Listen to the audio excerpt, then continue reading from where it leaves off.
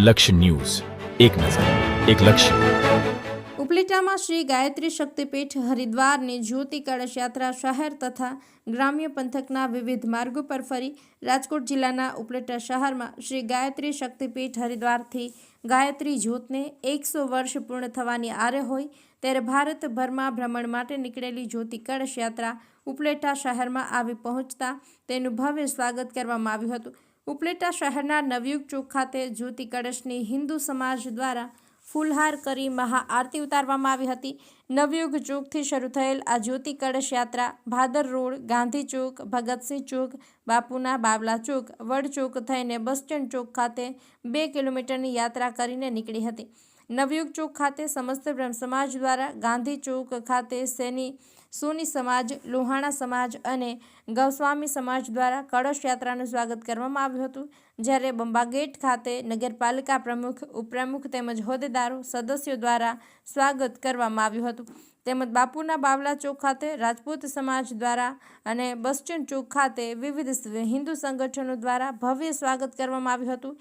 આ તકે ભાજપના વરિષ્ઠ અગ્રણીઓ, સંગઠનના હોદ્દેદારો, વિવિધ મોરચાના હોદ્દેદારો તેમજ તમામ કાર્યકર ખાસ જ્યોતિ કળશ યાત્રામાં છેલ્લે સુધી ઉપસ્થિત રહ્યા હતા. હિન્દુ સમાજના ભાઈઓ અને બહેનો તથા ઉપલેટાના નગરજનોએ શ્રી ગાયત્રી પરિવાર જ્યોતિ કળશ યાત્રાના દર્શન તથા આરતીનો લાભ લીધો હતો. અર્શીભાઈ આહિર, ઉપલેટા. જય માતાજી, જયેશ ત્રિવેદી, ઉપલેટા. અખિલ ભારતીય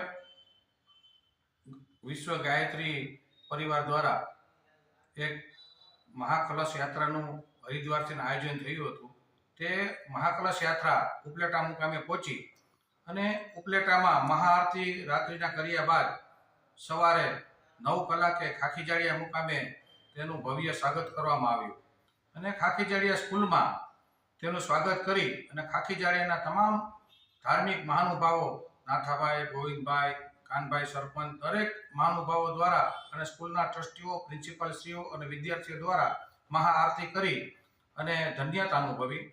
અને ત્યારબાદ સ્કૂલના વિદ્યાર્થીઓને પૂજ્ય શ્રી રામ શર્મા આચાર્ય પ્રેરિત ગાયત્રી મંત્ર વિશે મહત્વ સમજવામાં આવ્યું અને ત્યાંથી આરતી ઉતાર્યા બાદ આ યાત્રા ભાયાવદર મુકામે ગઈ અને ભાયાવદર ધારાસભ્ય શ્રી ડૉક્ટર મહેન્દ્રભાઈ પાડલિયા સાહેબ, ત્યાંના પ્રમુખ શ્રી રેખાબેન અને ઇન્દ્રજીતસિંહ ચુડાસમા અને નગરપાલિકાના તમામ સદસ્યો દ્વારા આ યાત્રાનું મહાઆરતી કરી અને ગાયત્રી મંત્ર વિશે ત્યાં પણ સૂક્ષ્મ રીતે સમજાવવામાં આવ્યું અને શહેરમાં ગાયત્રી યાત્રા ફરી અને ધન્યતા અનુભવી.